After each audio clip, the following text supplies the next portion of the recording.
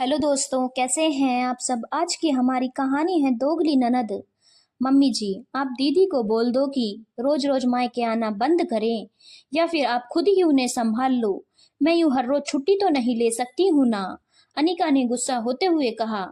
बहू, बोलने से पहले सोच तो लो कि क्या बोल रही हो।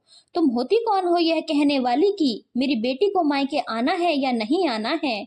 सरला जी गुस्सा होते हुए बोली। सही कहा मम्मी जी, मुझे बोलने का हक नहीं है, लेकिन कम से कम आपको तो बोलने का हक है। आप तो उन्हें समझा सकती हो कि एक तो वह जब यहाँ चाहे आ जाती हैं और फिर उम्मीद करती है कि मैं छुट्टी लेकर घर पर रहूं। बताइए कैसे पॉसिबल है। नौकरी करती हूँ, मुझे भी 10 जवाब देने पड़ते हैं। बड़ी तेरी कमाई से हमारा घर चल रहा है, जो इतना एहसान जताती है। तेरी नौकरी के चक्कर में मैं अपनी बेटी का मायका खत्म नहीं कर सकती। अरे, जब मेरी ननद आती थी ना, तो मैं अपना हर काम कैंसिल करके उनकी सेवा में घर पर हाजिर रहती थी। तेरे तरह नाटक नहीं करती थी। पर तुम आजकल की लड़कियों को तो रिश्ते सुहाते ही कहाँ हैं। और कौन सा तुम सारी चीज खुद बनाती हो।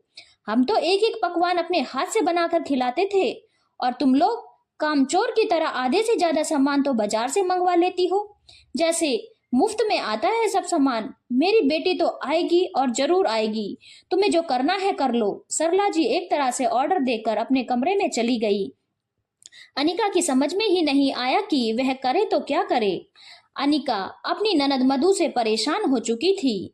आए दिन जब चाहे वह उठकर मायके आ जाती और फिर उम्मीद करती कि अनिका छुट्टी लेकर घर पर रहे। एक दो बार अनिका घर पर नहीं रुकी तो मधु ने इतना हंगामा कर दिया कि शाम को अनिका और उसके पति नितिन के बीच झगड़ा ही हुआ। और फिर सरला जी भी कहाँ कम थी।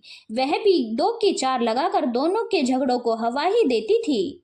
और अभी अभी ननद मधु को यहाँ से गए हुए ज्यादा दिन भी नहीं हुए थे। पिछले हफ्ता ही तो 2 दिन के लिए रहकर गई थी और आज फिर आ रही है। नंदोई जी का मार्केटिंग का काम है, आए दिन उन्हें बाहर जाना पड़ता है।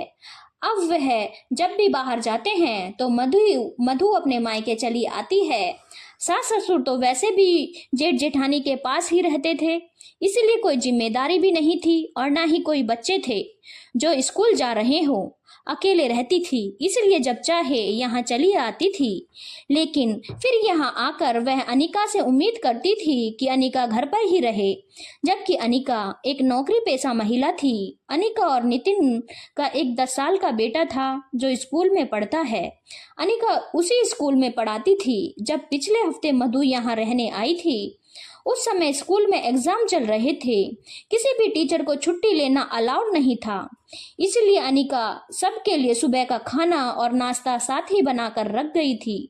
जब मधु ने यह देखा तो वह नाराज हो गई और सल्ला जी के सामने शिकायत करते हुए बोली। क्या मम्मी, यही इज्जत है क्या मेरी। भाभी के होते हुए भी ठंडा खाना ही खाना पड़ेगा। इससे तो यहाँ ना आती तो ही अच्छा होता। कम से कम अपने घर पर अपने हिसाब से बनाकर तो खा लेती।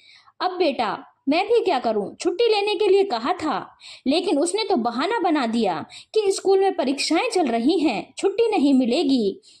ला, मैं ही गर्म करके ला देती हूँ। सरला जी भी बेचारी बनते हुए बोली। क्या मम्मी, इतना सिर चढ़ा रखा है आपने भाभी को। एक ही ननद हूँ, उसके लिए भी छुट्टी नहीं ले सकती थी। अरे टीचर ही तो हैं, कौन सी कहीं की प्राइम मिनिस्टर हैं जो छुट्टी नहीं ले सकती। उनकी कमाई के बगैर आपका घर नहीं चलता है क्या, जो उनसे छुट्टी नहीं करवा सकती थी आप।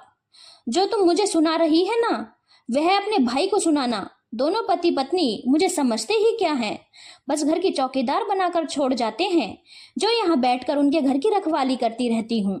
सरला जी ने कहा, आने दो आज भाई को, मैं ही बात करती हूँ। आखिर एक घर की बहू के लिए पहले उसका घर होना चाहिए। आप भी हो तो यही इज्जत है मेरी। कल को तो भाभी मुझे बुलाएगी ही नहीं। मधु ने कहा। उस दिन अनिका जब आई तो वह काफी थक चुकी थी। खाना खाकर थोड़ा बहुत काम निपटा कर वह अपने कमरे में आकर लेट गई और शाम को उठकर खाना बनाने की तैयारी में लग गई। इसी बीच उसकी और मधु की कोई ज्यादा बातचीत नहीं हुई, लेकिन शाम को जब नितिन घर आया तो मधु और सरला जी दोनों मुंह फुलाकर सोफे पर बैठी हुई थी। नितिन थका हारा तो घर आया ही था।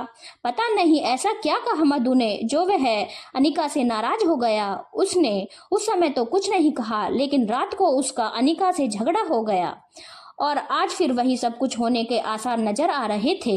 खैर थोड़ी देर बाद मधु घर आ गई, लेकिन अब तक अनिका तैयार होकर स्कूल जाने के लिए अपने कमरे से बाहर आई। यह देखकर सरला जी ने कहा, बहू तुझे कहा था ना मैंने कि मधु घर आ रही है, और फिर तू कहाँ जा रही है? मम्मी जी आपको तो पता ही है ना कि स्कूल में अभी अभी एग्जाम हुए हैं, कॉपी चेकिंग, रिजल्ट बनाना, वर्कलोड बहुत ज्यादा है और फिर छुट्टी नहीं मिलेगी मुझे, इसीलिए स्कूल जा रही हूँ। यह सुनकर मधु बिगड़ते हुए बोली, भाभी आप टीचर ही तो हो, कहीं की बैरिस्टर नहीं जो आपको छुट्टी नहीं मिलेगी। और आपको काम ही क्या होता है, जाकर बैठे बैठे बच्चों को पढ़ाना ही तो होता है, फिर हर समय काम का रोना ही क्यों रोती रहती हो? सीधे सीधे कहो ना कि ननद का आना अच्छा नहीं लगता। यहाँ खुद के रिश्ते तो संभलते नहीं हैं और स्कूल में बच्चों को जिम्मेदार नागरिक बनाना सिखाएंगी। धीरे धीरे सीधे सीधे मेरे मुंह पर ही कह दो कि यहाँ मत आया करो। मधु अपनी आवाज तेज करते हुए बोली, अगर यही सब चलता रहा तो एक दिन यह भी बोल ही दूंगी। वैसे मम्मी जी को तो बोल ही चुकी हूँ, आप भी सुनना चाहती हो तो लो सुन लो, आपके मुंह पर भी कह देती हूँ। आपके पास तो कोई जिम्मेदारी है नहीं, लेकिन हमारे पास तो अपनी जिम्मेदारियां हैं, हम उनसे तो मुंह नहीं मोड़ सकते। सही कहा आपने कि मेरी कमाई से घर नहीं चलता, लेकिन मेरी कमाई का घर में योगदान तो है ना। माना टीचर की जॉब है, लेकिन काम तो टीचर भी करती है, उन्हें बैठे रहने की सैलरी कोई नहीं देता। और क्या कह रही थी आप कि मुझसे रिश्ते निभाने नहीं आते?